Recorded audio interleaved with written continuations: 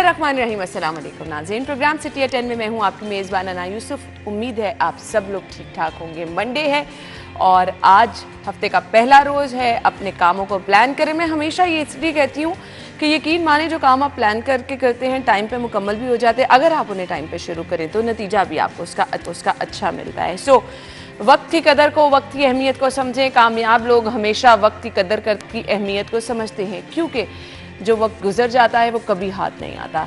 सो अगर कभी वक्त गुजरा हाथ नहीं आया तो उस पर मलाल भी ना कीजिए। आगे से जो है वो अपने प्लान्स इस तरह से कीजिए, चीज़ों को इस तरह से समझें कि नेक्स्ट टाइम वो गलती रिपीट ना करें, तो इंशाल्लाह वक्त सब अच्छा लेकर आएगा। प्रोग्राम का बाकायदा आगाज़ आज की टॉप स्टोरी से।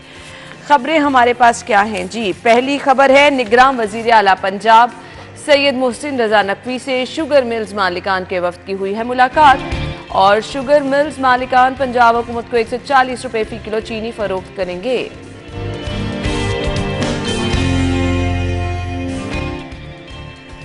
FBI का टैक्स चोरों के खिलाफ घेरा तंग। स्मगलिंग का अमल भी रोकने के लिए काबिल अफसरान पर मुश्तमिल टीमों को टास्क दे दिया गया। पंजाब के 1000 स्कूलों का इंतजामों इंसराम मुस्लिम हैंड्स पाकिस्तान के सपोर्ट करने का उसूली फैसला। वज़ीर आला पंजाब से मुस्लिम हैंड्स पाकिस्तान के 6 रुकनी वफ्द की मुलाकात। मोटर व्हीकल अब घर बैठे रजिस्टर्ड कैसे करवाएंगे, ये भी आपको बताएंगे। सो खबरें आप जान चुके हैं। फाइनली आज की लीड जो है वो मैं कहती हूँ मुश्किल से कोई अच्छी खबर नज़र आती है। सो अच्छी खबर भी है, लेकिन इसको कंट्रोल किस तरह से रखना है, आगे ऐसी सूरत हाल पैदा ना हो। बहुत सारी बातें करेंगे हमारे साथ। हमारे सीनियर रिपोर्टर्स मौजूद हैं। शाहिद सिप्रा और अली साई साहब ने ज्वाइन किया। अस्सलाम वालेकुम। थैंक यू सो मच, बहुत बहुत शुक्रिया। पहली खबर की तरफ आ जाते हैं। बहुत सारे काम सिर्फ वज़ीर आला ही कर रहे हैं तो सुधर रहे हैं। सो यहाँ पे भी नजर करम हुई तो वो माफिया जिसको कंट्रोल करना मेरे ख्याल से बहुत मुश्किल नज़र आ रहा था, तो कंट्रोल अब हुआ है या नहीं। 140 रुपए किलो चीनी मिलेगी। शायद सिप्रा साहब आपसे आगाज़ करते हैं। बिस्मिल्लाहिर्रहमानिर्रहीम। देखें, कुछ दिन से ये चल रहा था कि चीनी की कीमत में मुसलसल इजाफा हो रहा है, और हमने कुछ दिन पहले एक शो में डिस्कस भी किया था कि 180 रुपये 190 रुपये किलो तक चीनी की कीमत पहुँच गई है, और ये विद इन डेज जो है वो गई है 100 से ऊपर। पहले 90-100 रुपये पे थी। बाय द वे, वैसे सॉरी, चीनी बहुत ज़्यादा थी, मैं परेशान। अच्छा, वो सस्ती भी उन्होंने लीड पढ़ रही शायद इस वजह से। हाँ, उन्होंने पढ़ ली होनी, इस वजह से उन्होंने कर दी है। लेकिन जो आज दी है वो तो उन्होंने महंगे दामों ही ली होनी है, ये उन्हें सोचना चाहिए था। सही बात है। अच्छा, अब ये था साहब को हिट कर रहे हैं क्योंकि ये सरमाया दराना निज़ाम है। ये वो लोग हैं जिन्होंने हुकूमतों को चलाना भी होता है, हुकूमतों को मुश्किलात में भी डालना होता है, फिर उनको चलाकर उनसे बेनिफिट्स भी लेने होते हैं। ये इस तरह के ये एसोसिएशन लोग नहीं है ये। मैं कह रहा हूँ ना, आपके जितने मिल्स मालकान हैं वो सारे पॉलिटिशियंस हैं। जिन्होंने मुलाकात की उनमें भी पॉलिटिशियंस कुछ शामिल हैं। ठीक है, तो आपके चीनी एक सियासत हो और फिर साथ में आपका कारोबार हो, तो आप समझे कि कौन उनको पकड़ेगा। कौन पकड़ेगा ना। हुकूमत वक्त में आप खुद बैठे हैं ऐवान में, तो आप पे हाथ कौन डालेगा। पॉलिसीज आप खुद बना रहे हैं। हाँ, दूसरी बात यह है कि गन्ने की कीमत कुछ बढ़ाई गई, ये तो अच्छा इकदाम था। किसानों को मुश्किल थी, बिजली की कीमतें बढ़ी, खाद की कीमतें, बाकी चीज़ें मिला के उसमें। लेकिन उस मद में आप चीनी की कीमत को 100% से भी ऊपर बढ़ा कर ले जाएं, तो ये मुनासिब रवैया नहीं था। अब देखें, पिछले एक हफ्ते से चल रहा था कि सेक्टिव फूड को क्यों हटाया गया। बहुत सारी अभी भी सोशल मीडिया पे कंपेन्स चल रही हैं कि माफिया के सामने जो हैं उन्होंने हटा दिया। लेकिन हटाने के बाद अगर ये मुज़ाकरात कामयाब हुए हैं, तो फिर कहीं ना कहीं इसका मतलब है कि ब्यूरोक्रेसी हायल थी, कहीं ना कहीं वो रुकावट बनी हुई थी, जिसकी वजह से ये कीमत बढ़ रही थी। और मार्केट में जखीरा अंदोजी के मामला, लोगों के पुष्ट बनाही होती है शायद सिप्रा साहब, तभी ये मामला यही होता है ना। आप बराह रास्त आपके वज़ीर आला ने मुलाकात की है, बराह रास्त पंजाब हुकूमत के सरबराह के साथ अगर मुलाकात हो गई है, तो उसके बाद चीज़ें सेटल डाउन हो। हालांकि ये निचली सतह पे होनी चाहिए थी, आपके निचले जितने डिपार्टमेंट्स हैं उसकी सतह पे ये चीज़ें करने वाली थी, कि आपको वज़ीर आला साहब को यहाँ पे इन्वॉल्व होना पड़ा, और उसके बाद हुआ। चलें, बहुत अच्छा हो गया कि उन्होंने खुद मुज़ाकरात किए, और मुज़ाकरात करने के बाद अब कीमत का तयन हो गया।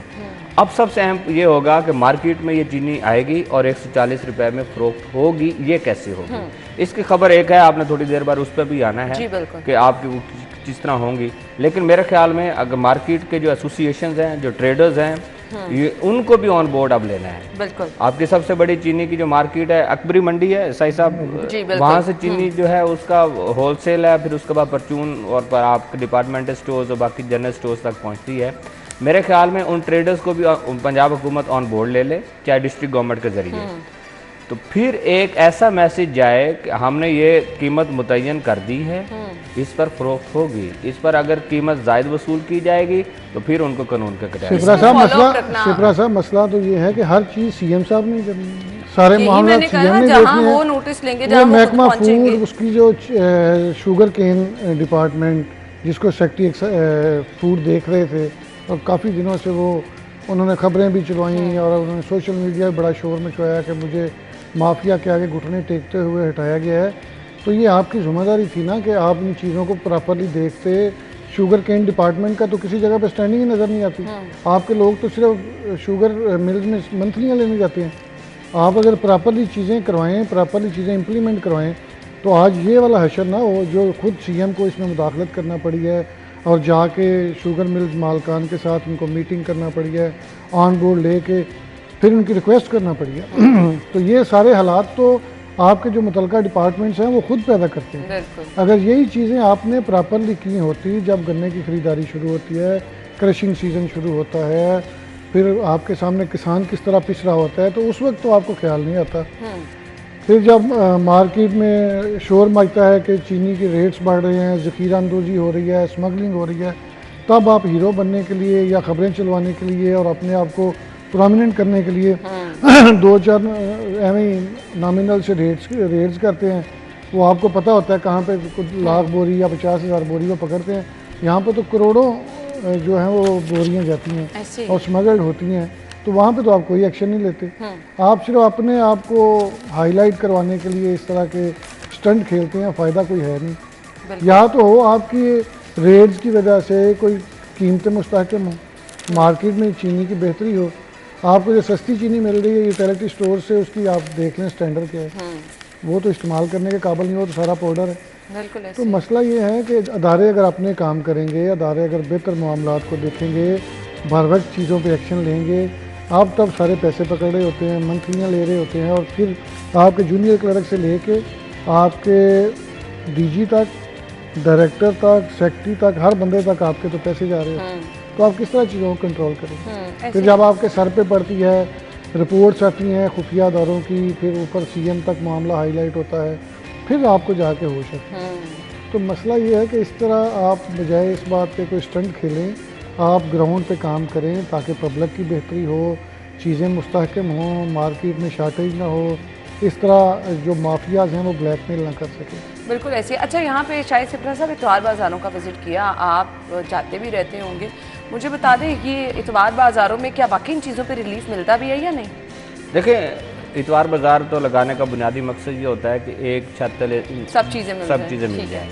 दूसरा उसका ये मकसद होता है मयार और कंट्रोल्ड जो प्राइस है उसको। माजरत के साथ मयार नाम मैं मकसद कह रहा हूँ, मैं सिर्फ मकसद बता रहा हूँ, मैं ये नहीं कह रहा कि मिलती हैं, मैं उसका आपको मकसद बता रहा हूँ कि इतवार बाज़ार या मॉडल बाज़ार जो लगाए जाते हैं उसका मकसद क्या है कि लोग वीकेंड पर जाएं, आपका चाहे हफ्ता है, इतवार है, और जाएं हफ्ते की महीने। वैसे मैं एक चीज़ सिप्रा साहब, मेरा ख्याल है उसका मकसद ये है कि इतवार को होती है छुट्टी दफ्तरों में, तो भी दिहाड़ी ना मरे, रेडी वालों से 500 रुपया लेते हैं। असल उसका मकसद ये है, ये तो सही साहब जिस पे वो इम्प्लीमेंट कर रहे हैं ये वो मकसद है। जिस पे अमल दरामद होना चाहिए था उसको पसे पुश डाला गया है।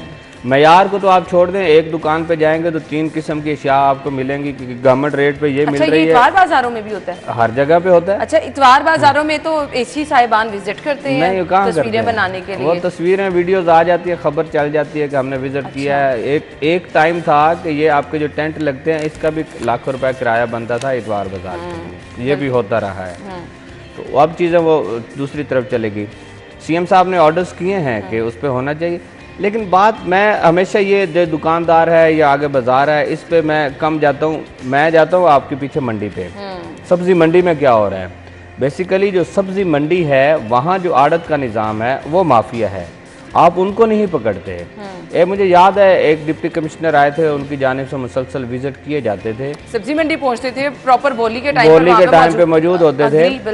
अभी भी SOP है, मेरा ख्याल है SP भी जाएगा, लेकिन AC भी जाता मौजूद कोई होगा, नहीं जाते है, नहीं ना, जाते नहीं है ना, जाया करते थे। अब जब आड़त या आपकी सब्जी मंडी से एक चीज़ महंगे दामों निकलेगी और बोलियों में महंगी होगी, तो उसके बाद आप किस तरह तवक्को कर सकते हैं कि बाज़ार में आने वाली चीज़ आपको सस्ती मिलेगी। इसलिए मेरे ख्याल में ये पूरा जो निज़ाम है, इसको चेक एंड बैलेंस इस पर करने की ज़रूरत है। वही साई साहब वाली बात है कि हर काम में अगर CM को ही आपने लाना है कि CM साहब ही करें, तो ये मुमकिन नहीं है। मेरे ख्याल में अब सख्त सजाएं दें, कानून के कटहरे में लाएं, इनसे पूछें कि आप देखें पंजाब गवर्नमेंट इनको गाड़ियाँ क्यों दे रही थी, जिस पर बड़ी तनकीद का सामना करना पड़ा उनको। तो उनका बड़ा जवाब था कि वो फील्ड के ऑफिसर्स हैं, उन्हें जाना है, तो भाई इन्हीं कामों के लिए उन्होंने जाना है ना, दफातर जाने के लिए थोड़ी गाड़ियां दी गई हैं। फील्ड का जो ऑफिसर है उसने चेक किस तरह करना है। इस चीज़ पे बड़ी तनकीद की जाती है कि इनको आपने डाले दे रखे हैं, तो ये एसीज का ही काम है, आपकी डिस्ट्रिक्ट गवर्नमेंट का काम है। लेकिन वो एसी साहिबान उन डालों का इस्तेमाल भी तो उस काम के लिए करें ना, जिसके लिए देते हैं एसी। वो आपको बस ना मसला ये है कि ये मार्केट तभी ठीक होगी जब आपकी वो जो लोग ग्राउंड लेवल पे काम करते हैं ना, वो जाके ईमानदारी से काम करेंगे, फिर आपकी चीज़ें ठीक होंगी। आप जिस मर्जी इतवार बाज़ार में चले जाएँ, किसी डिपार्टमेंटल स्टोर पे चले जाएँ, किसी मार्केट में चले जाएँ, वहाँ पे जो रेट्स होते हैं ना सरकारी, वहाँ पे वो वाला सामान होता है जो यतीम होता है। बिल्कुल हाँ, बिल्कुल ऐसे, जिसका कोई वारस नहीं, कोई वाली वारस नहीं, कोई। आप बड़े स्टोर्स पे चले जाएं, नंबर स्टोर्स पे चले जाएं, वो जो DC काउंटर होता है वहाँ पे, तो फिर वो वाली चीजें सुबह भी जाएं तो उतनी होती है, शाम को भी उतनी होती है, वो कम नहीं होती है। नहीं, कई दिनों बाद जाएं फिर भी उतनी होती है। तो मसला ये है कि अगर किसी जगह सिर्फ अंडे फरोख्त होते हैं उनके, सही कहा वो चूंकि थोड़ा उसमें फर्क है। अगर आप रिलीफ दे रहे हैं तो खुदारा लोगों को वो रिलीफ मिलना भी चाहिए। सिर्फ आपकी वो किताबों की हद तक नहीं है, या वो पेपर लगा देते हैं या वो बाहर आप बैनर लगा देते हैं। इन चीज़ों से बाहर निकलें, ग्राउंड रियलिटीज़ को देखें, लोगों के हालात देखें। आप यकीन करें, कल मुझे एक बड़े इज्जतदार बंदे का फ़ोन आया, उसने कहा परसों से लेके अब तक खाना नहीं खाया, बड़ा सफ़ेद पोस्ट। और मैं सोचता भी रहा, मैंने कहा शायद पता नहीं झूठ बोल रहे। तो अगर आपको अल्लाह ताला का थोड़ा सा भी डर है और खिदमत खलक के जो आप दावेदार हैं, आप रोज़ाना TV पे बैठ के रोज़ाना ख़बरों में लगवाते हैं, सोशल मीडिया पे वीडियोस चलाते हैं, तो ये गरीबों का कुछ नहीं है। साई साहब, ये हम तजावीज़ देते रहते हैं, मौजूदा हालात बताते रहते हैं, किसी के कान पे झूठ नहीं रेंगती। हम अगली खबर की तरफ जाएंगे, ब्रेक लेंगे, ब्रेक के बाद आपको ज्वाइन करते हैं हमारे साथ भी।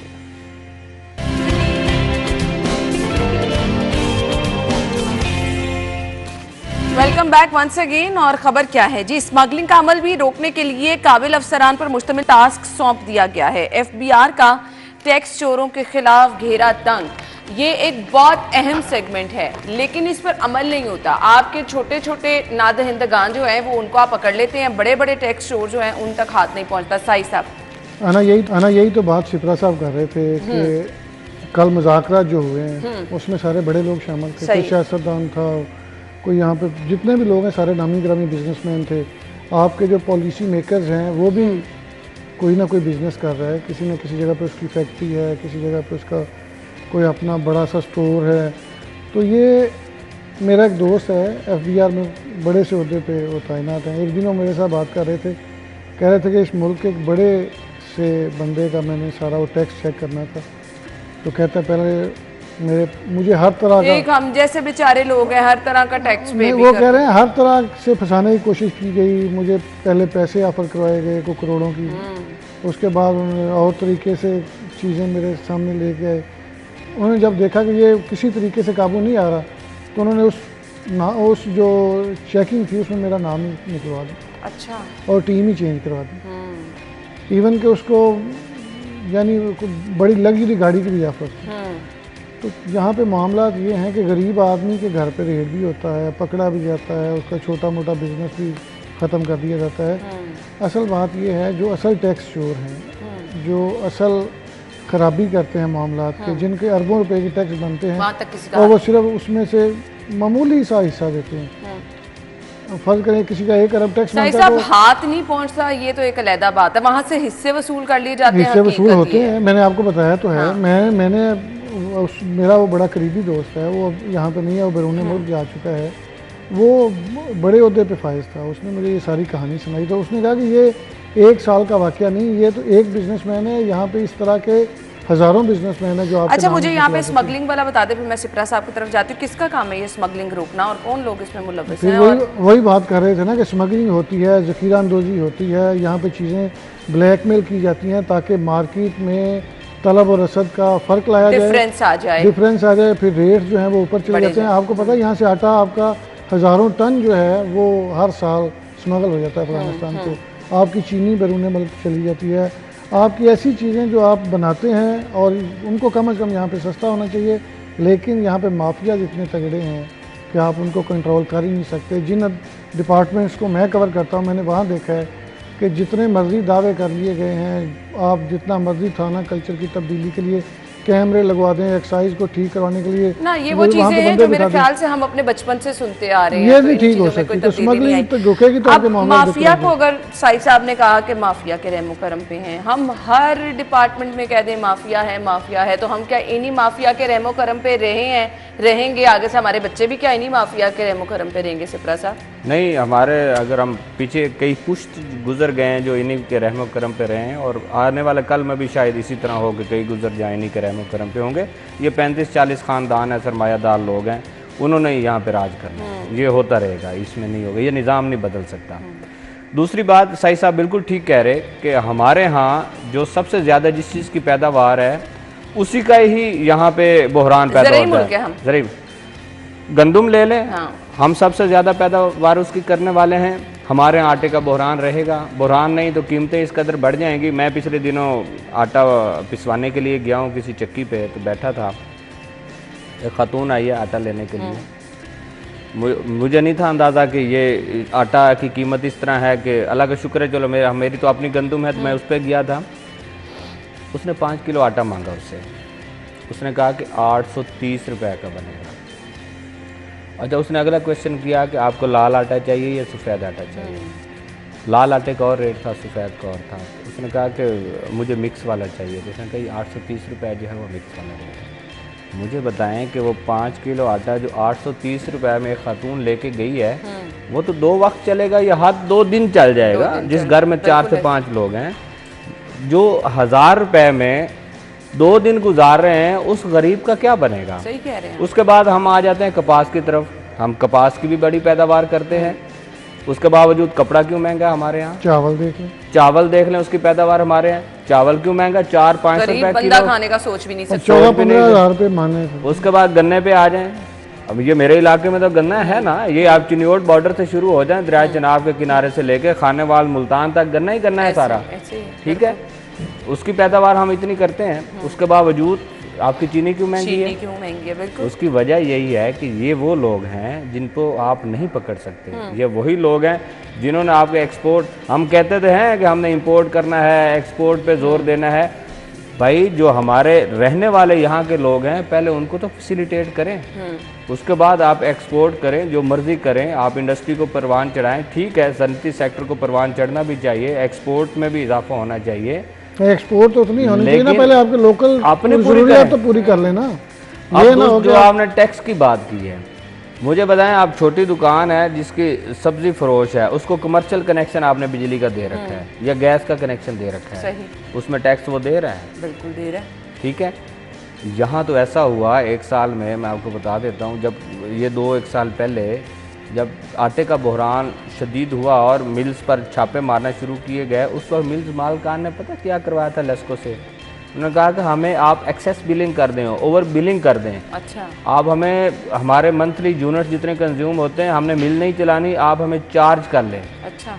वो चार्ज क्यों कर लें कि गवर्नमेंट का एक पेपर आप उनके पास आ जाएगा कि हमने तो भाई मिल अपनी चलाई है, ग्राइंडिंग की है, आटा बनाया है, हमने मार्केट में बेच दिया। हालांकि उन्होंने मिल नहीं चलाई थी, सही। उन्होंने सिर्फ एक बिल बनाने के लिए एक्सेस बिलिंग करवा ली, ओवर बिलिंग करवा ली, जायज़ यूनिट चार्ज करो। मुझे बताएं कि जहां पर इस किस्म के माफियाज मौजूद हों, तो उसके बाद गवर्नमेंट जो इतनी मर्जी स्ट्रगल कर ले, ये एक तरफ तो इनका जो सियासी बैकग्राउंड और इनकी पुष्पनाई जिस तरह होती है, एक वो आंसर शामिल है। दूसरा ये आपके निज़ाम के साथ चलने वाले लोग हैं। और फिर एक वक्त में यही चीनी है ना, इन्होंने थोड़ा सा रस्सी खींची और आपके कोहराम मचा हुआ है इस वक्त शहर में। शहर में क्या, पूरे सूबे में मचा हुआ है। आटे का यही था, थोड़ी मिल्स उन्होंने बंद की, आटे का इशू बन गया क्योंकि रमज़ान शरीफ सर पे आ रहा था। इसलिए इन लोगों को या तो फिर ऐसी कानून साजी हो कि इनको पकड़ा जाए, या फिर जो साई साहब बात कर रहे हैं कि पहले अपनी ज़रूरत को पूरा करें, उसके बाद गवर्नमेंट जो है वो आपको यहाँ पे बदकिस्मती ये है कि जब इमरजेंसी होती है, जब किसी चीज़ की ज़रूरत होती है, हालांकि जिनको हम कहते हैं गैर मुस्लिम और जो लोग जिनको कुफार करार देते हैं हम दाढ़ी रख के, उनके ममालक में वो वाफर होती है। हमारे मुल्क में देख लें, डेंगी आ जाए तो आपको पैनाडॉल नहीं मिलती, रमज़ान आ जाए तो आपकी सारी कीमतों की चीज़ों की कीमतें जो है वो आसमान पे चली जाती हैं। आपको चीनी की ज़रूरत पड़ जाए तो आपके रेट्स डबल हो जाते हैं। आपको आटे की ज़रूरत हो तो आपकी वो शार्टेज हो जाती है। आप मुर्गी का देख लें, तो हर जगह पे इसी तरह के माफियाज हैं। ये आप जितना मर्जी कह लें कि हम माफियाज करते हैं, नहीं जी, ये माफियाज हैं, कोई कर सकता। ये माफियाज हैं। और लेकिन पिसते कौन है? हम जैसे लोग जिन्होंने एक शर्ट भी कहीं से खरीदनी है ना, तो उसके ऊपर भी आपको अच्छा खासा टैक्स पे तनख्वाह आ रही है, अच्छा खासा टैक्स कट रहा है। वही तो कह रहा हूँ, कपास किधर चले जाएं? कपास है ना, आपके कॉटन है जिससे आप ये सारी चीजें बना रहे हैं ना, आपके टेक्सटाइल सेक्टर चल रहा है, उसकी पैदावार भी हम खुद करते हैं। ऐसे ही है। उसके बावजूद कपड़ा क्यों महंगा है? बिल्कुल। फिर आपके माफिया, फिर वहीं पे बात आ जाती है ना। अच्छा, फिर ये वो सेक्टर है जो आपसे सस्ती बिजली भी लेता है, ये वो सेक्टर है जो आपसे सस्ती गैस भी लेता है, और गवर्नमेंट ऑफ पाकिस्तान मजबूर भी होती है उसके बावजूद चीजों की कीमतें देने की। सारी स्कीमें इनके लिए हैं, सारी सब्सिडीज इनके लिए हैं, एमनेस्टी स्कीमें इनके लिए हैं, हर जगह पे इनको फैसिलिटेट किया जाता है। लेकिन इसके बावजूद गवर्नमेंट की तो इसमें बिल्कुल नेक नीति होती है कि इनको फैसिलिटेट करें, हो सकता है इनके दिल में रहम आ जाए। लेकिन मैंने कभी नहीं देखा कि किसी फैक्ट्री मालिक ने, किसी मिल मालिक ने या किसी जगह पे ऐसे बड़े बिजनेसमैन ने अब पब्लिक को किसी जगह पर रिलीफ दिया। नहीं जी, ये तो कहीं नज़र नहीं आता, और मेरे ख्याल से ये आगे नज़र भी नहीं आएगा। हालात इस तरह से ही रहेंगे। हमने जाना एक ब्रेक की तरफ, ब्रेक के बाद आपको ज्वाइन करेंगे, हमारे साथ ही रहिएगा।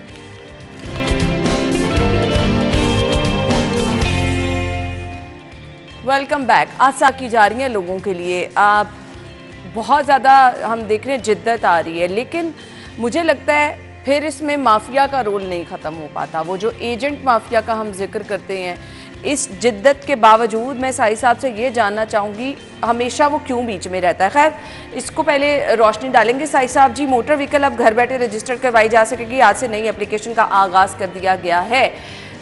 क्या है जी एप्लीकेशन और किस तरह से लोग इस सिपरा साहब बड़ी हैरानगी से देख रहे हैं। हाँ, मैं खुद कह रही हूँ एप्लीकेशन लोगों को इसका फायदा नहीं होता साई साहब। नहीं, मैं आपको बताता हूँ, इसका फायदा होगा, लोगों को फायदा होगा, एक्साइज में कोई लगना नहीं जाएगा। असल मोटर ब्रांच में नहीं लगना, एक्साइज को नुकसान होगा। मसला ये है कि मोटर ब्रांच जो है ये पिछले तकरीबन 2-3 साल से आहिस्ता आहिस्ता करके वो कर रहे हैं सारी डिजिटल, और इसको आईटी पे मुंतकिल किया जा रहा है। पहले एक जो इनकी पेमेंट्स थी गाड़ी की ट्रांसफ़र की, टोकन टैक्स की, वो सारी की सारी कर दी गई थी ऑनलाइन, वो दफ्तर में वसूल नहीं हो सकती थी। अब जो नई गाड़ी रजिस्टर्ड होगी उसकी भी जो पेमेंट्स हैं वो आप ऑनलाइन पे करेंगे, उसके लिए आपको दफ्तर नहीं जाना पड़ेगा। और इससे एक तो आपका वो एलिमेंट ख़त्म हो जाएगा कि आप मुझे पैसे दें, मैं करवा देता हूँ। आप वो ऐप मौजूद होगी, आपको एक वो आईडी जनरेट करके देंगे, आप घर बैठे अपना टैक्स अदा कर सकेंगे। एक तो ये सिस्टम 18 साल पुराना था, उसको उन्होंने रेप्लिकेट किया है। जो नया सिस्टम लेके आ रहे हैं ये जदीद है। इसमें वो चीज़ें हम खबरें अक्सर देते थे कि पासवर्ड चोरी हो गया, सिस्टम में ख़राबी आई, तो उसमें काफ़ी सारियाँ जो चीज़ें हैं वो ख़राब कर दी गई हैं, उसमें कोई और तरह इंटरटेन कर लिया गया। तो अब ये सारा कुछ ख़त्म हो जाएगा। अब आपका सारा का सारा आईटी बेस्ड हो जाएगा, एक्साइज के बंदों का बीच में रहेगा कुछ नहीं। और दूसरी जो चीज़ डीजी एक्साइज और सेक्रेटरी एक्साइज ने शुरू की है, आज से इस पर मेरा ख्याल है अमल दरामद शुरू हो जाएगा।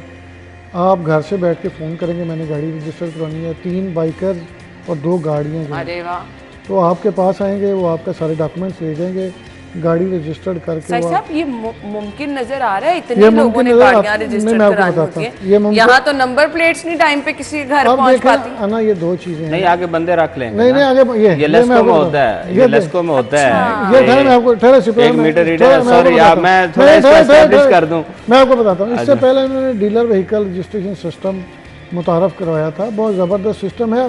फिर वही बात है ना, सिस्टम अच्छे होते हैं, बंदे उसको ख़राब करते हैं ना।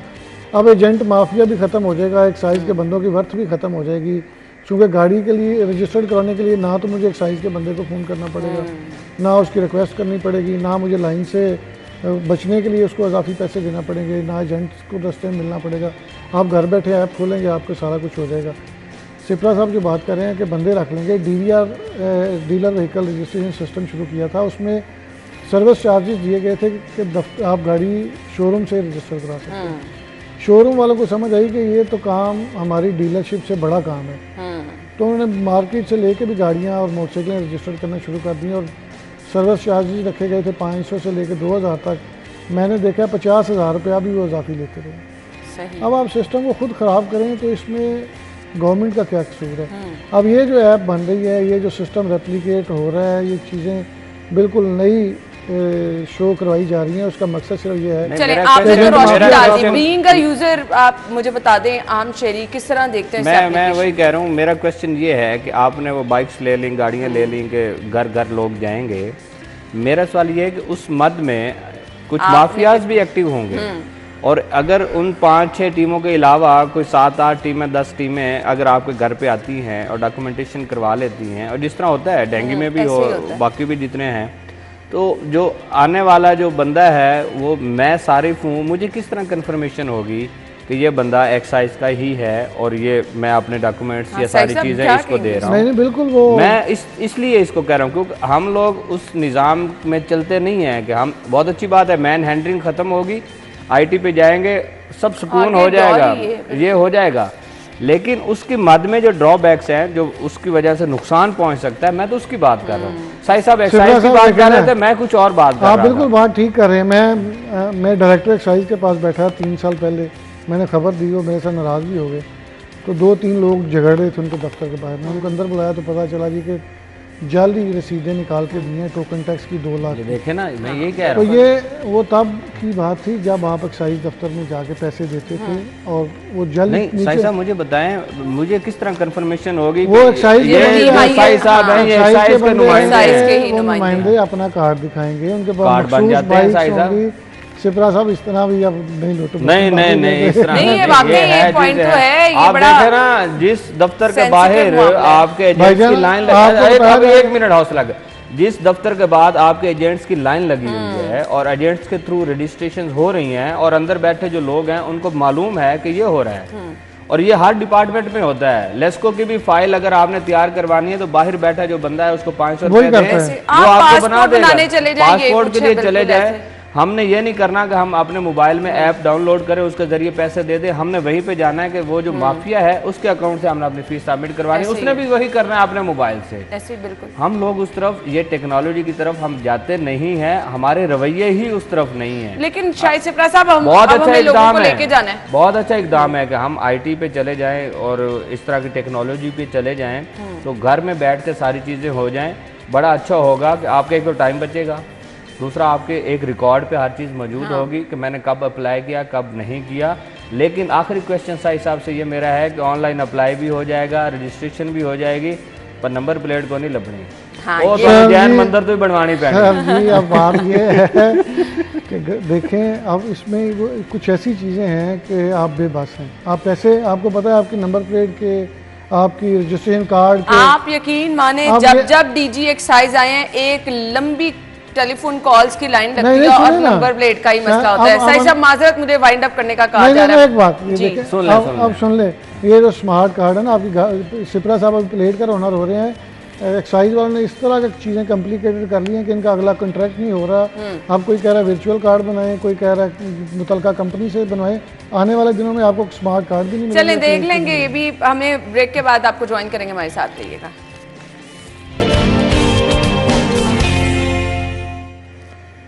वेलकम बैक वंस अगेन, और आपका फेवरेट सेगमेंट जिसका आप इंतज़ार कर रहे होते हैं जी, जिनकी बर्थडे उनको हमने विश करना है। तो सिटी न्यूज़ नेटवर्क की तो रिवायत है अपने जितने भी एम्प्लॉयज़ हैं उनकी सालगिरह को स्पेशल रखते ही हैं, लेकिन इसके साथ साथ हमारे प्रोग्राम में भी हम स्पेशल बर्थडे जो अनाउंस करते हैं उसमें आज हमारी जी रिपोर्टर कोमल, जो कि अक्सर आपको हमारे ही शो में स्क्रीन पर नज़र आती हैं मौसम का अहवाल बताते हुए, आज अपने सालगिरह मना रही हैं और आज भी वो ड्यूटी पे मौजूद हैं। अब से कुछ ही देर बाद जी हमारे साथ वो मौजूद भी होंगी, हमें मौसम के हालात भी बताएंगे, लेकिन इससे पहले हमने कहा कि उनसे काम कराएं, उनकी बर्थडे जो है वो कुछ स्पेशल बना देते हैं।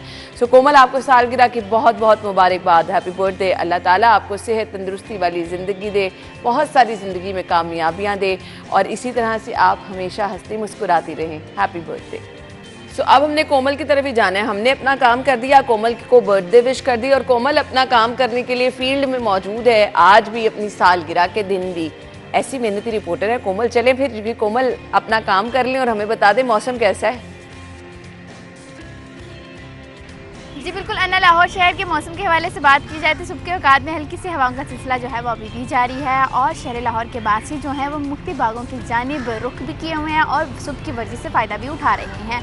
लाहौर के बासी हैं, मौसम खुशगवार हो तो हर कोई अपने मिजाज में जो है वो मौसम को एंजॉय करता है। इस वक्त जो है वो पार्कों में शहरी अपने दोस्त अहबाब के साथ इस खुशगवार मौसम को एंजॉय करने के लिए मौजूद भी हैं और इसी के साथ साथ वर्जिश भी करते हुए नजर आएँ, क्योंकि सेहतमंद रहने के लिए जो है वो आपकी वर्जिश बहुत ज़्यादा ज़रूरी है, क्योंकि सेहतमंद जिस्म में ही सेहतमंद जो है वो दिमाग होता है और फिर सेहतमंद दिमाग हो तो आपके जो रोज़मर्रा के काम हैं वो भी खुद से सारे अंजाम दिए जा सकते हैं। वहीं बात की जाए लाहौर में टेम्परेचर के हवाले से तो मौजूदा दर्जा हरारत जो है वो इस वक्त 32 डिग्री सेंटीग्रेड रिकॉर्ड किया जा रहा है। आइंदा 24 घंटों के दौरान लाहौर शहर में बारिश बरसने के इम्कान जो हैं वो मौजूद हैं और इन हवाओं के सिलसिलों में जो है वो जहाँ पर हम देख रहे हैं कि शहर लाहौर के पौधे झूम रहे हैं, वहीं हमारे शहर लाहौर के पास भी इंजॉय कर रहे हैं और परिंदों की चहचहाहट भी कानों में रस खोल रही है। रंग बिरंगे फूल जो हैं वो भी अपने अंदाज में इस खुशगवार मौसम को एंजॉय कर रहे हैं और अपनी खुशबू से लाहौर के बासियों का जो जहन है वो भी तरोताज़ा कर रहे हैं। वहीं हम बात करते हैं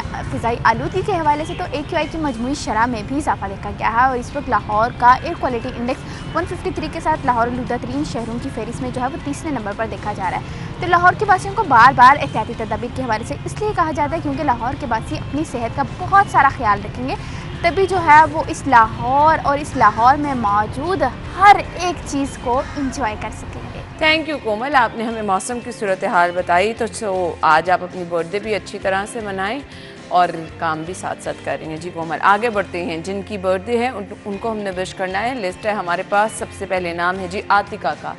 आतिका के साथ फातिमा की बर्थडे है और मियाँ अवैस, वक्कास गुज्जर और शाफीन की बर्थडे है।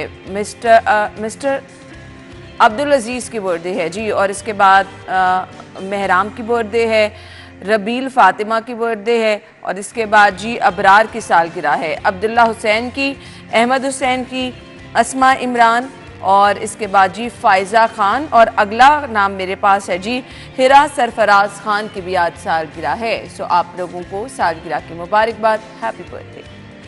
सो अगर आपकी सालगिरह है कल तो इंतज़ार मत कीजिए, अभी अपनी पिक्चर्स हम तक भिजवा दें और इसके साथ साथ जी क्योंकि हमारे पास एक लंबी लिस्ट होती है तो फिर मैनेज करना मुश्किल हो जाता है। स्क्रीन पर नंबर है, आप अपनी पिक्चर्स भिजवा दें। इसी तरह आपकी सालगिरह को भी कल स्पेशल बनाया जाएगा, आपको भी बर्थडे विश की जाएगी। सो आप लोग इंतज़ार ना करें, जल्दी जल्दी अपनी पिक्चर्स हमें भिजवा दें ताकि हम कल के शो का हिस्सा बना लें। आगे हमने बढ़ना है और हमेशा की तरह हम कोशिश करते हैं कि आपकी तमाम मुश्किलात घर बैठे हल करें।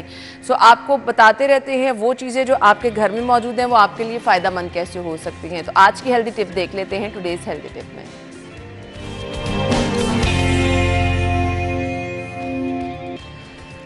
सो नेचुरल चीज़ें हैं जिनमें सौंफ का इस्तेमाल आपके लिए किस तरह से फ़ायदा मंद मुफीद हो सकता है, हम आपको बताएंगे।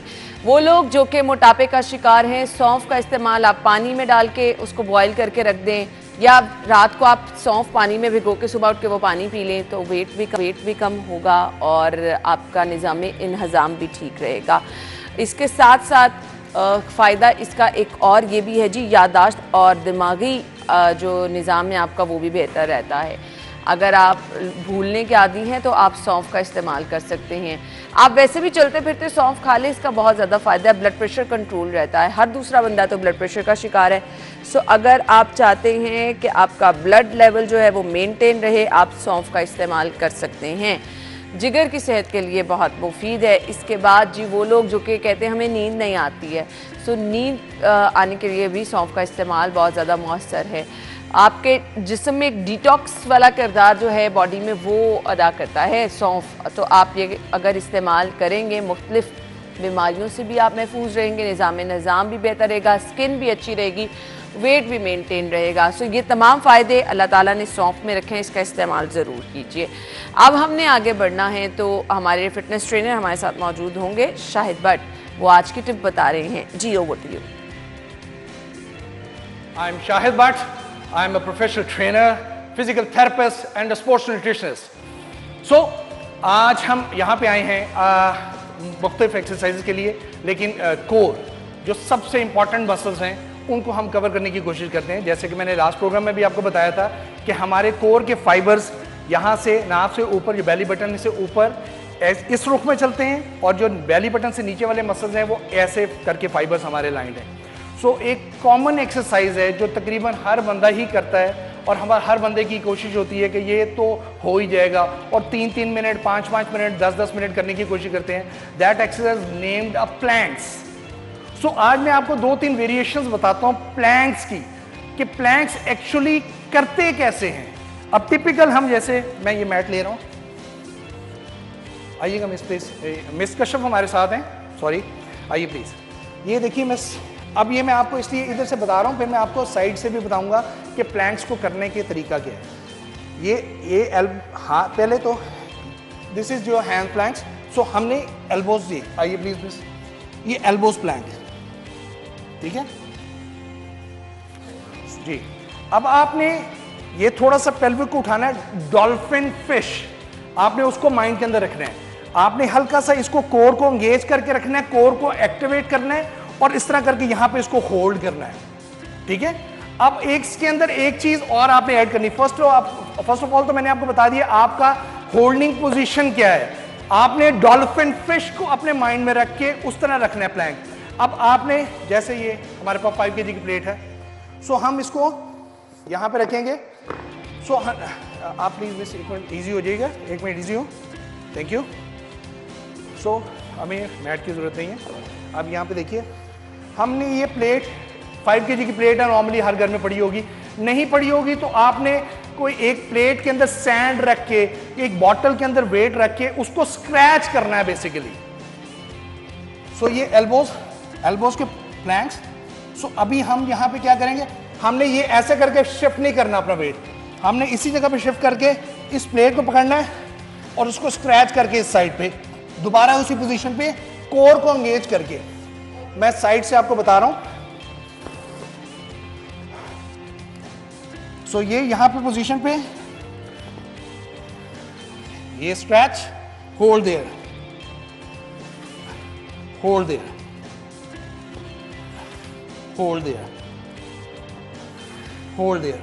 अब इसको थोड़ा सा और एडवांस करना चाहते हैं, इसी पोजीशन के अंदर मैं दूसरी मूवमेंट आपको बता रहा हूं। इसका शब्द आप भी ज़हन में रखिएगा, यहां पे प्लैंक पे रख के। So you are engage your core and you just slide, slice, slice. So this is actually a hard exercise. So miss Kashyap please करने की कोशिश कीजिए, आप करके बताइए जिस मर्जी। आप यहाँ पे सीधे जी प्लीज आइए, एल्बोज पे, हाँ जी। आपने इसको प्लेट को यहाँ पे रखना है, यहाँ से हाथ से लेके इसको साइड से, वो वाला हाथ से अपने इस हाथ से इसको प्लेट को पकड़े, हाँ जी ठीक है, इस पकड़े, इसको स्क्रैच करके उस तरफ ले जाइए, परफेक्ट वन। फिर इसी तरह ये वाले हाथ से, दूसरे हाथ से, बिल्कुल ठीक है, thank you. Thank you so much जी, आज की आपने हमारे साथ एक्सरसाइज शेयर की। आपने फीडबैक नाज़रीन ज़रूर देना है। घर बैठे आपको ये सब चीज़ें दिखाने का मकसद ये होता है कि समटाइम हम खुद साइज करने की कोशिश करते हैं, उसका नुकसान हो जाता है। सो हमारे ये ट्रेनर हैं जो कि स्पेशल आप लोगों के लिए वक्त निकाल कर आते हैं, हमें टाइम देते हैं और आपके घर बैठे मुश्किल आसान कर देते हैं कि आपने कौन कौन सी एक्सरसाइज करनी है। So once again thank you so much. इस हिस्से में उन माओं की परेशानी कम करने जा रहे हैं जिनके लिए नाश्ता हमेशा बच्चों का चैलेंज रहता है, जो सुबह उठते ही ये सोचती हैं कि बच्चों का नाश्ता क्या बनाया जाए, किस चीज़ में बनाया जाए जो कि कुव्वत मुदाफ़त से भरपूर हो, स्पेशल भी हो और बच्चों को पसंद भी आए। सो नूरपुर ने माओं की ये मुश्किल आसान कर दी है और लेकर आया जी बहुत ज़बरदस्त एक हमारे पास ऑप्शन नूरपुर की सूरत में, जिससे हम इस चैलेंज से तो निमट ही सकते हैं, बहुत ज़्यादा ज़बरदस्त चीज़ें भी बना सकते हैं। तो नूरपुर की नई पैकेजिंग, इनकी नई ऐड बहुत ही ज़बरदस्त है, इसी तरह से इनकी प्रोडक्ट भी बहुत ज़बरदस्त है। आप अपनी चाय को स्पेशल बनाना चाहते हैं तो आप नूरपुर के ज़रिए अपनी चाय को भी स्पेशल बना सकते हैं। अपना फीडबैक ज़रूर दें और नूरपुर ज़रूर इस्तेमाल करें। हमने जी प्रोग्राम में आगे बढ़ना है और हमने अगले सेगमेंट्स की तरफ भी जाना है। अगले सेगमेंट में हमने अभी जो सेगमेंट शामिल करना है वो आपको बतानी है जी रेट लिस्ट। आज के भाव देख लेते हैं।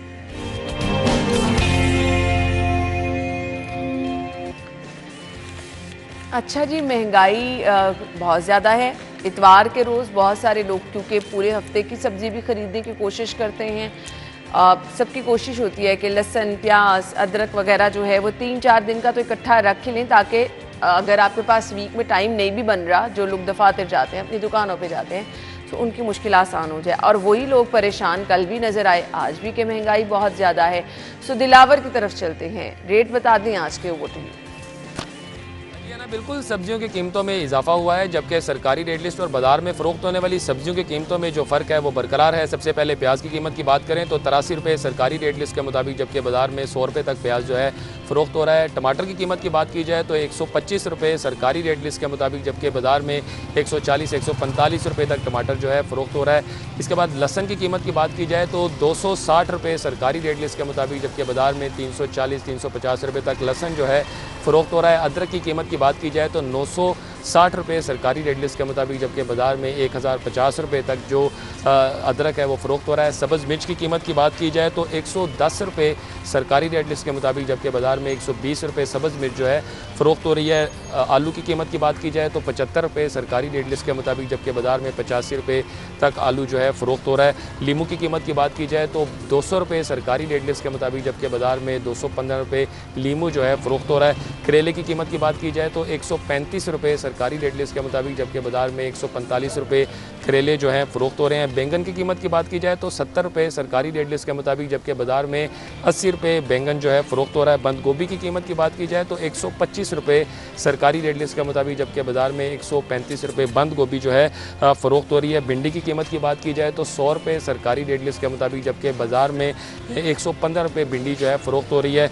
शिमला मिर्च की कीमत की बात की जाए तो 190 रुपये सरकारी रेट लिस्ट के मुताबिक, जबकि बाज़ार में 210 रुपये तक शिमला मिर्च जो है फ़रोख्त हो रही है। ठीक है जी, ये है आज की रेट लिस्ट और अच्छी खासी महंगी सब्जियां हैं। अब लोग बेचारे परेशान हैं कि क्या खाएं और क्या बनाएं। सो ये मुश्किल किस तरह से आसान होगी, ये अब हम नहीं कुछ बता सकते हैं, क्योंकि हम तो हर रोज़ ये चीज़ें रिपोर्ट कर रहे हैं और हुक्काम तक, एडमिनिस्ट्रेटर तक, डीसी साहिबा तक ये चीज़ें पहुंचा रहे हैं। सो नज़रसानी की इसमें ज़रूरत है। ब्रेक के बाद ज्वाइन करेंगे स्टे विद अस।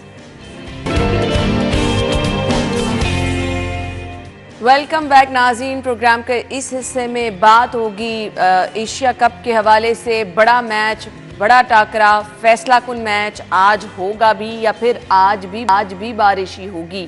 कोलंबो में पेशन कोई तो बारिश की है, लेकिन अब देखना ये है कि ये फैसला कुन मैच जो है आज अपने इख्तिताम तक पहुंच भी पाएगा या नहीं, या फिर बीच में आज फिर वही रंग में भंग डालने के लिए बारिश तैयार है। और कुछ हम कल के मैच की समरी भी देखेंगे। आमिर रजा खान साहब हमारे साथ मौजूद हैं। अस्सलाम वालेकुम। वालेकुम अस्सलाम। हो गई बारिश, पेश कोई भी थी, ठंड पड़ गई जेशा को। हाँ, मैं वही कह रही हूँ ना, आपने भी जेशा कह पे दिया। लानत हो और उसने दुनिया के तमाम क्रिकेट फॉलोअर्स को जो है मायूस है लोग। हाँ, इस कल आपने मैच देखा के लिए स्टेडियम में लोग नहीं excitement थे। होती। बिल्कुल। अब पाकिस्तान इंडिया का मैच दुनिया के किसी कोने में भी है, बहुत सारे मैचेस में मैं खुद भी कवरेज के लिए गया, जिस कोने में भी है वहाँ पे सिर्फ ये नहीं कि पाकिस्तान और इंडिया आते हैं, दुनिया के जितने क्रिकेट फैंस हैं वहाँ पहुँचते हैं। मेरी सिस्टर ऑस्ट्रेलिया में है, वो मैच देखने के आप लिए ये बड़ी बात कह रहे हो excited तो ये तो पाकिस्तानी है ना। हाँ। मैं यही बात कह रहा हूँ कि मैंने गोरों को लाइन में लगे देखा है कि जी पाकिस्तान और इंडिया का मैच है। आज तो हमने मैं वेस्ट इंडीज में था तो वहाँ इस तरह से वो अपने मैच पे उतना एंजॉय नहीं करते थे जितना पाकिस्तान इंडिया के मैच में वर्ल्ड कप में कर रहे थे।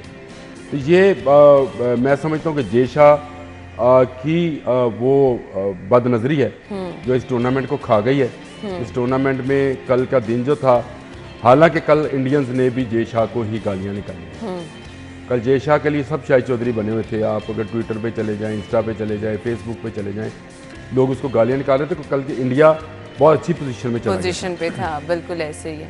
उसने 24.1 ओवर में 147 रन बनाए थे, सिर्फ 2 खिलाड़ी आउट और दोनों ओपनर उसके 50 कर गए। तो यानी उन्होंने पाकिस्तानी बॉलर्स को टफ टाइम दिया। देखिए पाकिस्तानी बॉलर्स ने जो है वो बिल्कुल उस माइंडसेट के साथ बॉलिंग में, समझता हूँ शहनशाह को पहले ओवर में जो आखिरी गेंद पर छक्का लगा, उसने उसकी सारी तवज्जो जो है डाइवर्ट कर दी। गो कि मैं अपने वो जो हमारा सोशल मीडिया पे चलता है प्रोग्राम, उसमें मैं ये कह रहा था कि 19 को उसकी शादी है, तो आप खुद सोचिए एक हफ्ते में शादी हो तो बंदा शादी पे ज़हन लड़ाए या बॉलिंग पे आए, प्रेशर भी हो जाता है। वो उसी प्रेशर में आया, एक छक्के के बाद गुस्से में आया और वहीं पे बॉल कर रहा था जहाँ पे उसने पिछला आउट किया था।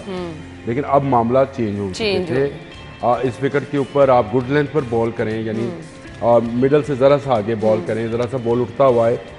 नसीम शाह ने आपको साबित किया ना, बिल्कुल। नसीम शाह के जो ओवर्स हैं 5 ओवर्स में अभी भी उसके 23 रन से उसने दिए हुए, तो पहले तो 3 ओवर्स में उसने रन ही कोई नहीं दिए थे। तो ये मेरा ख्याल सबक है उनके लिए। मैच अगर आज हो जाता है तो मुझे बता दें कि क्या देख रहे हैं आप, क्या होने वाले हैं आगे? देखिए अभी तक तो जो पोजीशन है उसमें भारत मजबूत है। अच्छा, आज भी अगर मैच होएगा तो उनके 2 प्लेयर्स आउट हैं अभी, विराट कोहली और जो केएल है वो खेल रहे हैं, तो मैं समझता हूँ कि वो दोनों अच्छे प्लेयर्स हैं। फिर उसके बाद उनके पास आगे भी जो प्लेयर्स आ रहे हैं, जडेजा है उसमें, और पाकिस्तान की बॉलिंग जिस तरह से ऑफ नज़र आ रही है, जिस तरह से शादाब ने रन खाए हैं, वो एक विकेट उसी ने लेके दी हमें, लेकिन वो मारने जाएंगे तो आउट होंगे, बिल्कुल। तो मारा भी उन्होंने ठीक है उसको। और फ़हीम अशरफ ने अच्छी बॉल की है, 3 ओवर में 15 रन लिए अभी तक। लेकिन प्रेशर है अब पाकिस्तान टीम पर प्रेशर है अब, ये तो मानना जो होगा। प्रिडिक्ट किया जा रहा है उस पर भी इंडिया को विन किया जा रहा है। कल तो खैर पाकिस्तान की 40% पॉइंट बताया जा रहा था, अभी 25% रह गए। अच्छा, ये लेकिन प्रेडिक्शंस हैं, हर मैच हर बॉल के साथ बदलता रहता है। आज अगर आते ही शहनशाह और नसीम 2-4 विकेट निकाल जाएं तो बस फिर इंडिया पर प्रेशर हो जाएगा, ब्रेक लग जाएगा। लेकिन जो ब्रेक नहीं लगेगा वो बारिश है। आज सुबह से लेके फिर रात तक, फिर अगले दिनों तक बारिश है। और जय शाह ने इस टूर्नामेंट को, नहीं तो अगर यही मुसलसल बारिश रहती है तो फिर मैच क्या ये बीच में ही लटका रहेगा? लटका क्या रहेगा, ये टूर्नामेंट टॉस पे चला जाएगा। सही, इसका जो फाइनल है, क्योंकि पाकिस्तान अगर आज 1 पॉइंट भी लेता है तो पाकिस्तान क्वालिफाई करने की पोजीशन में आ जाता है। इंडिया के लिए मसला है, उसको अगले 2 दिन 3 दिन मुसलसल मैचेस खेलने तो फिर जाना है। मैचेस वो भी नहीं होने, तो 1-1 पॉइंट के साथ शायद वो भी चला जाए। नहीं तो आमिर भाई बारिश के बाद बताइएगा, पिच पे कोई असर होता है कि वो आपके लिए फेवरेबल होती है कि प्रॉब्लम? नहीं, मॉइस्चर हो जाता है बॉलर के लिए, तो वो फेवरेबल हो जाती है, बैट्समैन के लिए जरा मुश्किल हो जाती है। लेकिन आप ये देखें कि इंडिया अपने आधे ओवर खेल चुका है, अगले आधे ओवर जो है वो खेलेगा और उसके बाद पाकिस्तान ने 50 ओवर खेले, यानी आप मुश्किल का सामना। और ये नजर आता है कि जिस तरह से वो दोनों प्लेयर जमे हुए हैं, खेल रहे हैं, उनके बॉल ज़्यादा हैं, रन्स कम हैं, तो इससे ये साबित होता है कि वो अब सेट होने जा रहे हैं। आज फिर वो दोबारा अगर 2-4-5 ओवर निकाल भी दें तो अगले 20 ओवर्स में वो स्कोर को 300 नो, उस दिन वो फॉर्म में थे, आप ब्रेक लग गई बीच में, अब वो दोबारा वो परफॉर्मेंस दे सकते हैं, 300 प्लस पे ले जाएंगे स्कोर को। और इस पिच पे बारिश के मौसम में हवा भी है तो मुश्किल हो जाएगा। बुमराह बहुत फॉर्म में है, उनका बॉलर, तो मानना पड़ेगा कि इंडिया इस वक्त। लेकिन शायकीन का मजा किरकिरा हो गया, मैं आपको बता दूं।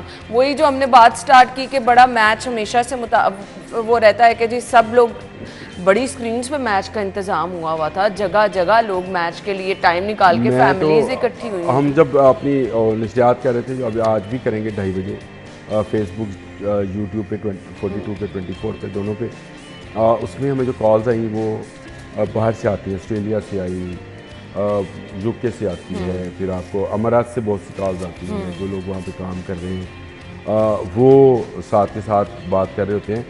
तो वो कहते हैं कि जी आप लोग तो पाकिस्तान में बैठे हैं तो आप उस तरह से जोश दिखाते हैं। यहाँ पे मज़े की बात यह है कि इंडियन, पाकिस्तानी, श्रीलंकन इकट्ठे बैठ के मैच देखते हैं और हर शॉट पे, हर बॉल पे हम लोग एंजॉय करते हैं, ज़्यादा एंजॉय करते हैं। एक दूसरे की वो लागतबाजी भी होती है, लेकिन वो दोस्ती वाली है। हाँ, बिल्कुल, खा पी भी रहे होते हैं। और उसके साथ साथ ये बहुत सारे कॉलर्स ने हमसे ये भी बात की, तो वो लोग ज़्यादा एंजॉय करते हैं, उनको ज़्यादा मायूसी हुई, और वही जो हैं वो इस वक्त गालियाँ भी निकाल रहे हैं। और मीम्स जो बन रहे हैं, हाँ। वो जो टॉस का मीम बना है जिसके नीचे पानी पानी पानी है, तो बिल्कुल। उसने कमेंटेटर ने कहा कि Babar Azam won the toss and elected to swim, तैरेगा। लेकिन मैं ऑनेस्टली बताऊं, ये मैच जिस तरह लोग एंजॉय करना चाहते थे उस तरह नहीं कर पा रहे, क्योंकि ये जो बीच में गैप आ जाता है, आज भी अगर बारिश हो गई तो वो तो मजा तो गया मैच का क्रिकेट। आज 87% आज आयशा जब मेरे पास आई तो मैच की हम बात कर रहे थे, तो मैंने कहा कि मैं ठहर में वेदर देख लूँ इसको दोबारा से ना। कल तो हम इस पर प्रेडिक्ट करके गए थे, लेकिन कोई फर्क नहीं है। सुबह से लेकर रात तक जो है वो बारिश है। ऐसे में वैसे बीच में पैचेज हैं, कुछ ड्राई आएंगे, लेकिन उसमें भी बादल होगा तो मॉइस्चर कहाँ खुश्क होएगा, ऐसे ही। धूप तो निकलने वाली नहीं है। वैसे ऐसे में वो लोग जो कि मैच के ऊपर अच्छा खासा पैसा लगाते हैं, नुकसान उनका भी बड़ा जा रहा होगा। अच्छा, मैच अगर इस तरह का हो जाए तो फिर वो पैसा भारत मैच रहती नहीं। बारिश पे कोई पैसे नहीं लगाता। ये नुकसान ज्यादा इंडियंस का है, जुआ ज्यादा वो खेलते हैं, और जय शाह को गालियां भी ज्यादा वही निकाल रहे हैं। पड़ी होंगी क्योंकि कल अच्छी खासी बैटिंग थी उनके पास। अभी वो देखना चाहते हैं विराट कोहली सेट होकर कैसे खेलता है, और किस तरह से आगे आने वाले जो लोग हैं वो किस तरह से इसको करते हैं। पाकिस्तानी बल्लेबाजों के लिए एक मैसेज चाहिए, क्योंकि आपने कहा कि वाकई बारिश की वजह से बल्लेबाजों के लिए टफ टाइम भी है, प्रेशर भी है। कोई सजेशन देना चाहे फिर हम वाइंड जितना बड़ा स्कोर होए उतना काम एंड कूल हो जाए। फखर आप भी और रिजवान आप भी, बाबर आप भी, आप ये ना देखें स्कोर कितना बड़ा है, ठहर के खेलें। आते ही मारने की कोशिश ना करें, मारने की कोशिश में ही आउट होते हैं वनडे के। ऐसे ही है। तो आप आके पहले ठहरें, अपने आप को सेट करें। जब आपको बॉल सही तरीके से नजर आना, आपको पिच का पता चल जाए, बॉलर का पता चल जाए, फिर आपको अगर कोई लूज बॉल मिलता है तो आप उस पर शॉट खेलें, चौका छक्का जरूर लगाएं। लेकिन अगर आपने आते ही प्रेशर ले लिया कि ये बड़ा स्कोर है, इसको करने के लिए हमें इसकी एवरेज से खेलना है, ये एवरेजेस, ये बड़ा स्कोर, ये सारा जेहन से निकाल के अपनी गेम पे फोकस। रिस्क लेने वाला क्योंकि टाइम कोई नहीं है। Thank you so much Aamir भाई, और टीम को हम कहना चाहेंगे गुड लक। बारिश को क्या कहना चाहिए? बारिश को बैड लक। बैड लक कहना चाहिए, वाकई ये होना चाहिए। मतलब इतना मजेदार। जय शाह को भी बैड लक। जय शाह तुझे तो छोड़ूंगा नहीं। लीजिए हम ब्रेक की तरफ जाते हैं, हमारे साथ रहिएगा। Welcome back. और मैच पे आमिर भाई ने तो तजिया पेश कर दिया। अब नन्हे मुन्ने बच्चे मैच को लेके कितने एक्साइटेड हैं और वो क्या कहते हैं कि क्या होने वाला है और किससे उनको उम्मीदें वाबस्ता हैं, हमारी रिपोर्टर फरीहा बच्चों के हमरा मौजूद हैं। जी फरीहा। जी बिल्कुल, एशिया कप के मैचेस का सिलसिला जारी है। आज फिर जो है पाकिस्तान और भारत जो है वो स्टेडियम में मद्दे मुकाबिल हो गए। कल बारिश की वजह से मैच जो है वो रुक गया था। मेरे साथ यहाँ पे स्टूडेंट मौजूद है। पाकिस्तान और इंडिया का जो है वो मैच होने जा रहा है, किस टीम को सपोर्ट करें? मैं कल बारिश की वजह से जो मैच रुक गया था, तो इस वजह से आज वो दोबारा शुरू होएगा। तो हर जगह स्क्रीन्स वगैरह लगी हुई हैं। मैं पाकिस्तान को सपोर्ट करती हूँ। मेरा फेवरेट क्रिकेटर जो है वो नसीम शाह है, तो हम पाकिस्तान को बहुत सपोर्ट करेंगे। पाकिस्तान जीतेगा तो मतलब हम भी बहुत ज़्यादा एक्साइटेड हैं कि पाकिस्तान जीते। अच्छा, यहाँ पे हमारे साथ और भी बच्चे मौजूद है। अच्छा, कौन सी टीम को सपोर्ट कर रहे हैं? पाकिस्तान को कर रहे हैं? कौन सा प्लेयर फेवरेट है? Yeah, of course I am supporting Pakistan because he played very well last few matches. जैसे पाकिस्तान ने परफॉर्मेंस की है 2017 के बाद, बाबर आजम ने जब से टीम में एंट्री लिया खुद टीम को सपोर्ट किया है। टीम की कप्तानी जब उसके हाथ में आई है, उसने पाकिस्तान को बड़े अच्छे प्लान के साथ डेवलप किया, एक टीम का मेयार बनाया इंटरनेशनल लेवल पे। वो 2-4 साल जो बंदा पाकिस्तान टीम को पहचानते हैं, पाकिस्तान टीम का इंटरनेशनल लेवल पे जो रैंकिंग ओडीआई रैंकिंग थी पाकिस्तान की 8वें नंबर पर आ चुकी थी। उसके बाद बाबर आजम ने टीम को खुद हैंडल किया, उसने अच्छी बैटिंग परफॉर्मेंस पे भी तवज्जो दी। उसके बाद अल्हम्दुलिल्लाह जैसा कि आप सब जानते हैं Pakistan team number 1 ODI rank पे स्टैंड कर रही है। ये पूरी टीम का एक मेयार बन चुका है, पूरी टीम। अच्छा जी, स्टूडेंट्स कितने एक्साइटेड हैं और किससे क्या उम्मीदें, ये तो आपने देख ली है। अब देखना ये है कि मैच होगा या फिर बारिश एक बार फिर रंग में भंग डालेगी, और फिर इसके बाद जी पलड़ा किसका भारी नजर आएगा, कितना प्रेशर लेने को टीम तैयार है और क्या परफॉर्म करेगी, ये तो टाइम ही बताएगा। लेकिन सबसे पहले नजरें हैं मौसम पर। बारिश होगी या नहीं होगी, बड़ा सवाल ये है। लेकिन स्ट्रांगली प्रेडिक्शन एक बार फिर से बारिश की है, तो देखना ये है कि बारिश इस दफ़ा जीत जाती है या फिर खिलाड़ियों का जो है वो इस वक्त हमें पलड़ा भारी नज़र आ रहा है। इसके साथ साथ जी हमने वाइंड अप की तरफ जाना है। कल जिनकी बर्थडे है हमें पिक्चर्स भिजवा दें, हमारी और आपकी मुलाकात होनी है कल नए मेहमानों के साथ, नए सेगमेंट्स के साथ। इजाज़त दीजिए, अल्लाह हाफ़िज़।